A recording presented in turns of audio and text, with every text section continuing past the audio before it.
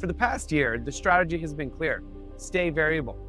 Wait for fixed rates to dip into the 3% range, then lock it in.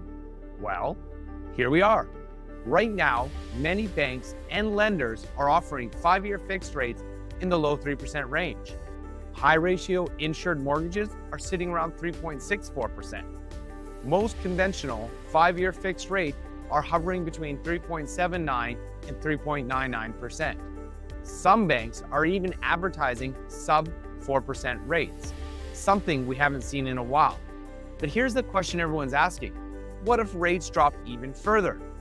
BC's economy is looking shaky. The same goes for the rest of Canada.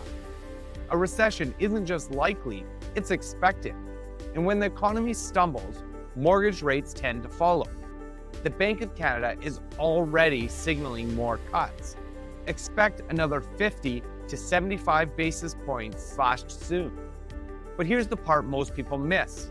Fixed rates don't always mirror the Bank of Canada's moves. They're tied to bond yield. And bond yields? They're unpredictable. If inflation kicks back up, which is a real possibility with the ongoing trade war, fixed rates could snap higher before you can react. Banks are always anticipating a busy spring housing market. Some fixed rates might inch lower to lure in buyers, but if you're waiting for that mythical rock bottom rate, you might miss the window entirely. So, what's your next move? If you're sitting on a variable rate and losing sleep over rate uncertainty, it might be time to lock in. If you think the Bank of Canada will keep cutting, you could hold out.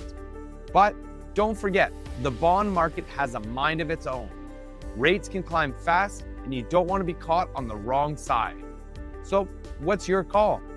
Is it time to lock in, or are you holding out for more drops? Let me know in the comments.